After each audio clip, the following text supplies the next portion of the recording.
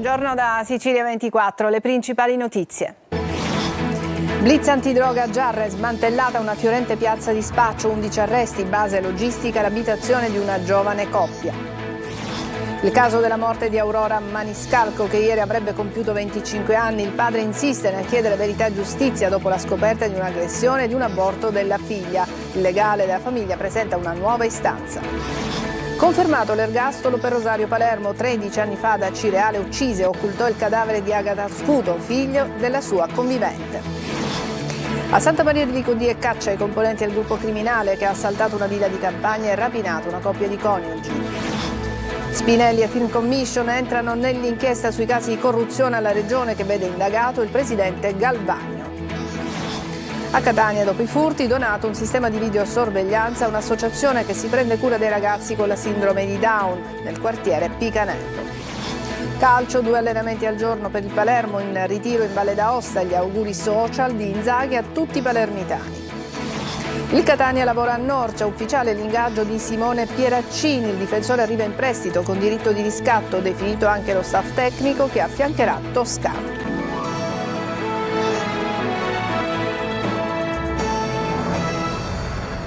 Bentrovati, blitz antidroga a Giarre, 11 persone sono state raggiunte a misure cautelari nell'ambito di un'indagine coordinata dalla Procura di Catania, 3 agli arresti domiciliari, 8 con obbligo di presentazione. Il gruppo è gravemente indiziato di aver gestito una fiorente piazza di spaccio anche a minorenni con base operativa nell'abitazione di una giovane coppia protetta da vedette e videosorveglianza. Sono state sequestrate dose di cocaina, hashish e marijuana, 4 arresti in flagranza. L'indagine è stata condotta alla Guardia di Finanza di riposto con intercettazioni, droni, pedinamenti.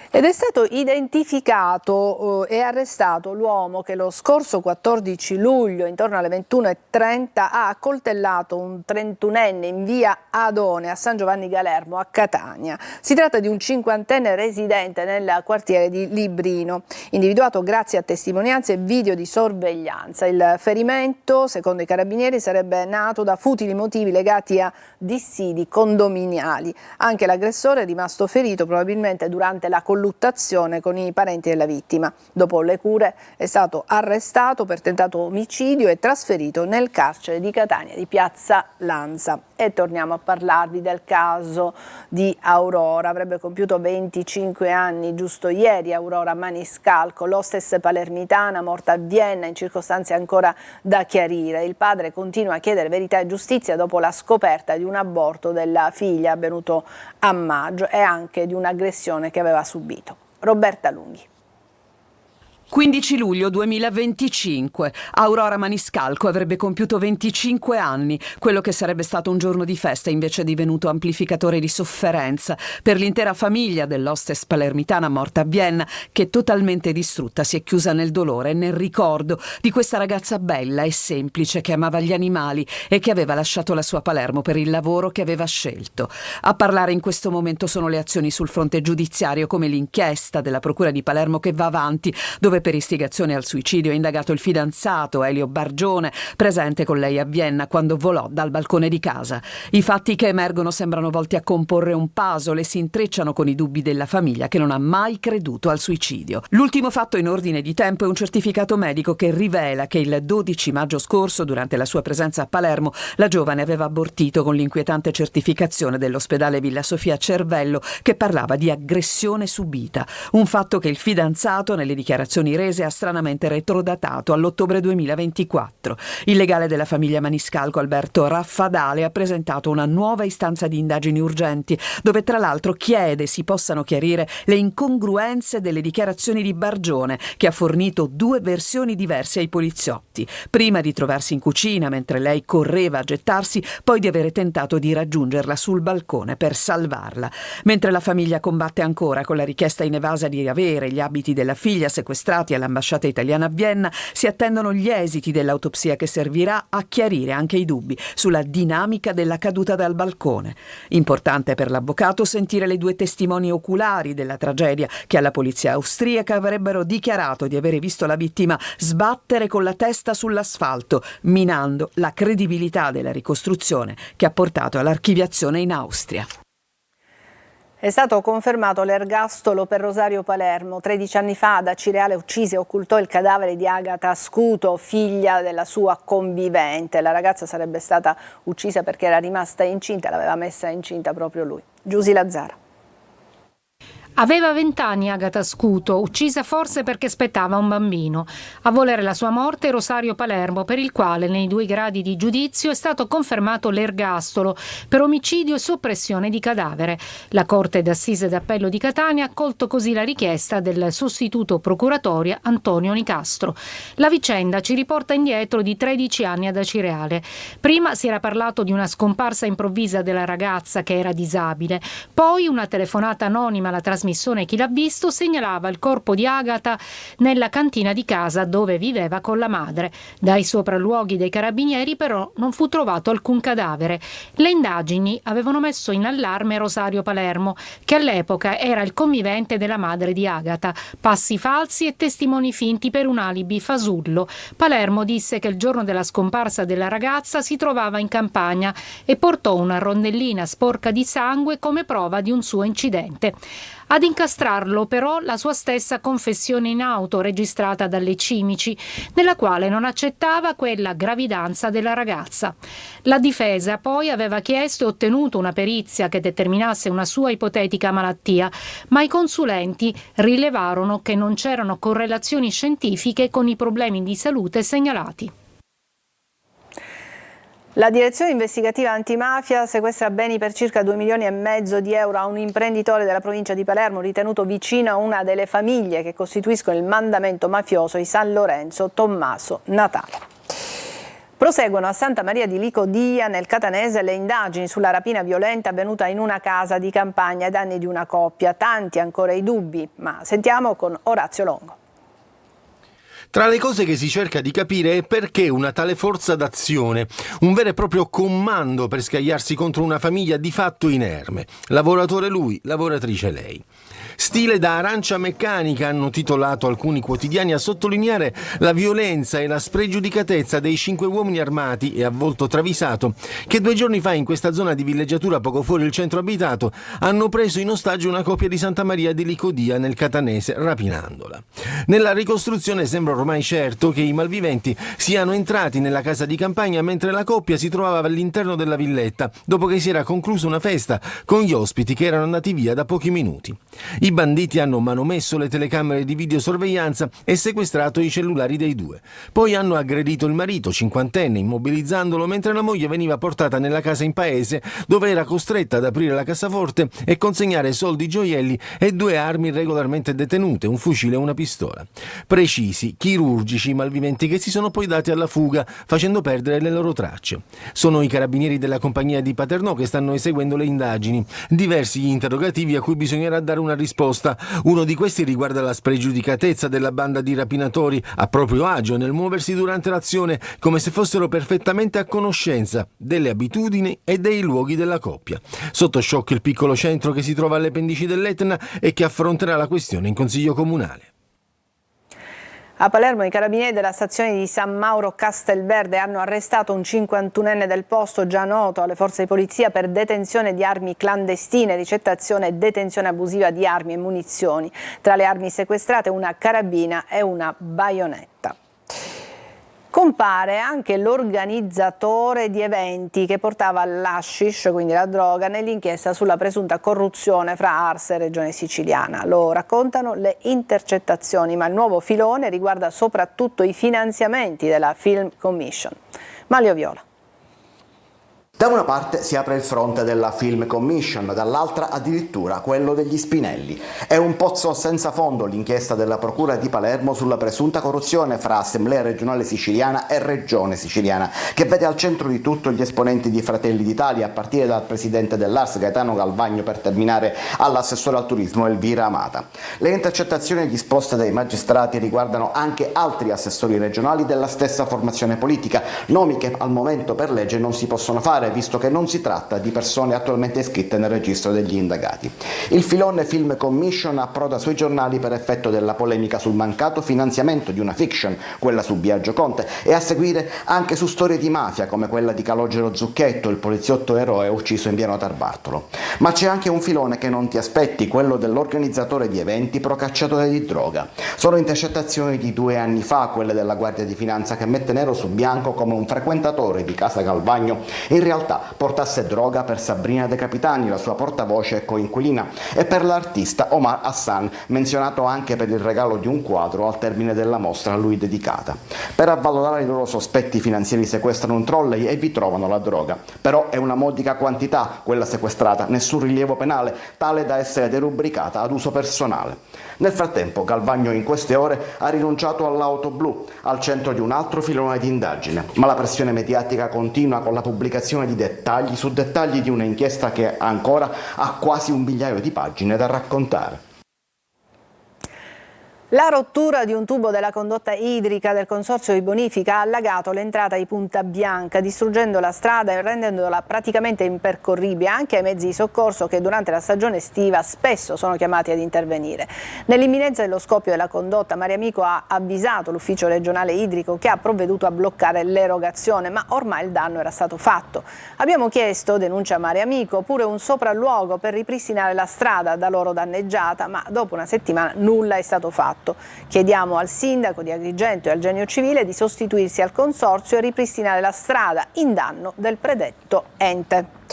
E adesso a Catania, dove sono stati installati un impianto di allarme e un sistema di videosorveglianza a Casa 21, sede di un'associazione catanese che si occupa di persone con sindrome di Down. Un'associazione che nei mesi scorsi aveva subito un importante furto. L'impianto adesso è stato donato da 3 imprese del territorio. Luca Ciliberti. All'interno di Casa 21 c'è un sorriso contagioso, sinonimo di forza e speranza. È stupito tutta questa solidarietà dopo il furto? Sì, è stata secondo me una bellissima risposta. E oggi la ricompensa arriva attraverso un gesto concreto di responsabilità e solidarietà che ha restituito sicurezza e fiducia a Casa 21, sede dell'associazione Vita 21, che da oltre 10 anni è un punto di riferimento per l'inclusione sociale delle persone con sindrome di Down senza aiuti o senza finanziamenti pubblici. Siamo abituati a lottare come tutti i genitori, perché ogni genitore ha un progetto per i figli e con più o meno difficoltà il nostro compito è quello di accompagnarli a che loro realizzino il loro progetto di vita. Le nostre attività si svolgono grazie all'aiuto dei tanti amici, delle aziende, di coloro che vogliono spendersi e ci vogliono aiutare. Nella villetta, inaugurata nel 2024 nel quartiere di Piganello a Catania, oggi è stato installato un impianto di allarme e un sistema di videosorveglianza a circuito chiuso. Un intervento del valore di oltre 30.000 euro regalato da 3 aziende del territorio, nato come risposta concreta al furto avvenuto lo scorso aprile da parte di alcuni balordi che avevano sottratto colombe pasquali ed elettrodomestici con un'effrazione. Chi può venire qui? Possono venire tutti, non c'è bisogno di avere il cromosoma 21 per venire qua, siamo molto aperti. È un segnale forte, un messaggio concreto inviato da questi ragazzi con il loro sorriso a tutta la città. A Catania manca un dormitorio pubblico a bassa soglia per i senza tetto. Riunite le associazioni davanti ai locali dell'assessorato ai servizi sociali del Comune di Catania per un flash mob di protesta. È andata per noi Desiree Ferlito. A Catania manca da gennaio un dormitorio pubblico per i senza tetto, flash mob di protesta davanti ai locali dell'assessorato ai servizi sociali del comune. Il motivo è chiaro, richiamare l'attenzione dell'amministrazione comunale per chi vive in strada e non ha nulla. Se un'amministrazione come quella catanese si rendesse conto delle associazioni che ha, della gente di buona volontà che c'è a Catania, di questa grande sensibilità, dovrebbe fare salti di gioia e riferirsi continuamente a queste persone. Tante le associazioni riunite oggi per protestare contro l'assenza delle istituzioni e far luce sulla gestione dei fondi pubblici per i servizi dedicati ai senza fissa dimora. C'è una pioggia di soldi che viene data all'assessorato e non viene spesa. Da ultimo cito la circolare dell'assessorato regionale delle politiche delle famiglie che ha bacchettato tra le varie città anche il comune di Catania proprio perché non è riuscita a spendere più del 34% di fondi. Il punto critico rimane il dormitorio promesso, a fronte delle dichiarazioni pubbliche dell'amministrazione, secondo cui Catania sarebbe prossima ad avere una struttura di accoglienza. Ha programmato per tempo una soluzione per queste persone, e sono tante, sono dall'80 alle 150 persone che purtroppo passano le giornate e le notti all'aperto. La gara d'appalto si è conclusa da oltre 4 mesi, ma il bando non prevedeva alcuna struttura a bassa soglia, un vuoto inaccettabile, evidenziano gli attivisti, soprattutto considerato le condizioni estreme in cui vivono circa 150 persone, uomini e donne, che continuano a dormire per strada. Adesso una breve pausa, ci vediamo tra poco.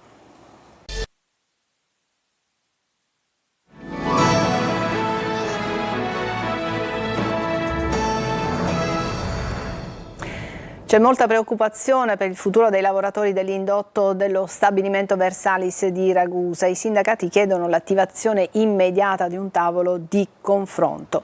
Veronica Barbarino.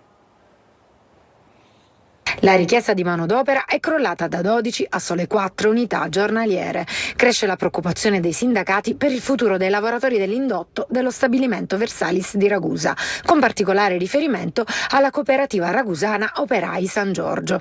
Le sigle FILT CGL, FISAS CAT CISL e CUB Trasporti lanciano l'allarme. Questi lavoratori al momento in contratto di solidarietà sono riusciti comunque ad arrivare finora perché sono state impiegate 12 unità, ma già l'azienda ha comunicato ufficialmente che queste unità da 12 stanno passando a 4 e questo ovviamente mette nelle condizioni questa realtà di non reggere nel medio-lungo periodo. Secondo quanto riportato in una nota congiunta, i problemi sono iniziati già nel dicembre 2024 con una contrazione delle attività parzialmente tamponata attraverso un contratto di solidarietà.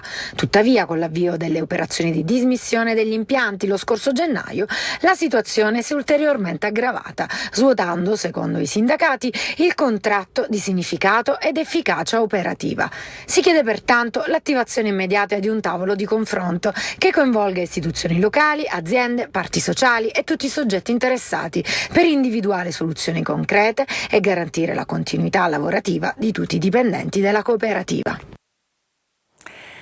È rientrato nella sua Sicilia per 2 concerti, il primo questa sera a Catania e poi andrà a Palermo. Stiamo parlando del celebre compositore Paolo Bombino. Roberta Lunghi.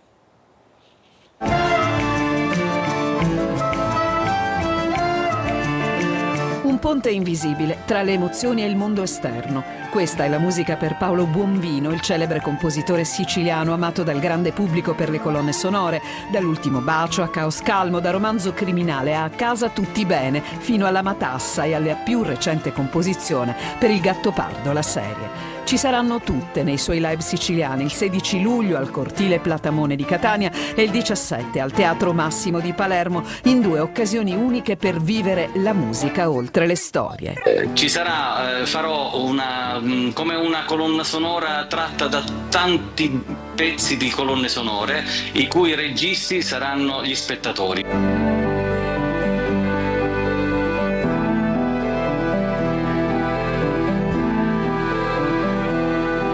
Bombino con oltre 100 colonne sonore alle spalle, live in tutto il mondo, 8 nomination ai David di Donatello, 1 vinto per Caos Calmo, il rapporto con registi internazionali, la collaborazione con i grandi della musica italiana, però quando pensa ai suoi concerti in Sicilia sente un'emozione speciale. Hanno un sapore speciale, un'emozione speciale, perché come dire, ritrovare amici, tante emozioni vissuti, sentirsi a casa e contemporaneamente voler essere abbracciato e abbracciare tutti. Sul palco con lui un ensemble di 8 musicisti d'eccezione, un trio d'archi, percussioni, strumenti a fiato, fisarmonica, plettri e voce. Per il viaggio, dunque, è tutto pronto.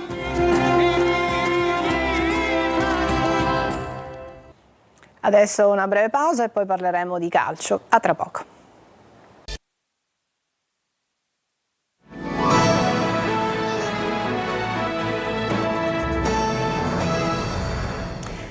Il Palermo, in ritiro in Valle d'Aosta, sta proseguendo la sua preparazione. Intanto, in occasione del festino di Santa Rosalia, sono arrivati via social gli auguri speciali di Pippo Inzaghi.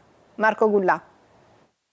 Al ritmo di doppie sedute il Palermo prosegue il ritiro in Valle d'Aosta. Per la prima volta è stato testato il modulo 3-4-2-1 che rappresenta il punto di riferimento iniziale del Palermo in questa fase di preparazione. Sin dai primi movimenti la squadra ha mostrato grinta e intensità sotto lo sguardo attento dei tifosi presenti. Inzaghi vuole intanto studiare i movimenti della sua nuova creatura soprattutto in fase offensiva e nel giorno del festino di Santa Rosalia arrivano gli auguri speciali proprio del tecnico. Ciao a tutti i palermitani. Anche qui dalla Valle d'Aosta mi volevo unire a voi per un giorno speciale, insomma so che è il festino di Santa Rosalia e ci tenevo a farvi un grande augurio, so che unisce tutti i palermitani senza distinzioni, per cui viva Palermo e Santa Rosalia. Ciao ciao! Mercato, nelle ultime ore il club rosanero avrebbe intensificato i contatti per Palumbo del Modena, presentando una proposta concreta che potrebbe finalmente superare le resistenze della società emiliana. Il Palermo ha optato per un'operazione più articolata che prevede l'inserimento di uno tra Di Mariano e Insigne. Per la difesa il nome più caldo rimane quello di Bani, centrale classe 93, in uscita dal Genoa. Il giocatore ha già manifestato la propria disponibilità a trasferirsi al Palermo. E tra le novità in casa Catania c'è l'ufficialità dell'ingaggio di Simone Pieraccini. Il difensore arriva in prestito con diritto di riscatto, ma è stato definito anche lo staff tecnico che affiancherà Toscano. Sentiamo Francesco Triolo. Nel giorno del primo allenamento della stagione del via al ritiro di Norcia, il Catania ufficializza anche la composizione dello staff tecnico che supporterà Mimmo Toscano. Rispetto allo scorso campionato ci sono 3 variazioni. Salutano Vanzetto, l'allenatore dei portieri Porracchio e il match analyst D'Urso, rimpiazzati rispettivamente da Ivan Moschella, Antonello De Giorgi e Gennaro Bruno. Ma le ufficialità in casa Catania non si sono fermate. La società ha confermato l'ingaggio di Simone Pieraccini, difensore di 21 anni prelevato in prestito dal Cesena con opzione per l'acquisizione a titolo definitivo. Un trasferimento che accoglie le indicazioni di Mimmo Toscano, alle cui dipendenze il nuovo arrivo in casa rossazzurra ha vinto il girone B del campionato di Serie C e la Supercoppa di categoria nel 2023-2024, collezionando 24 presenze e 2 gol.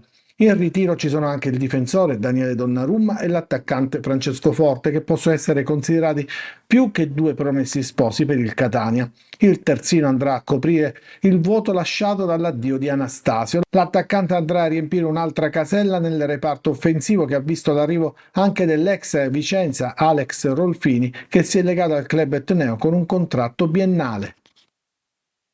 Bene, è tutto per questa edizione di Sicilia 24. Grazie per averci seguito. Buona giornata.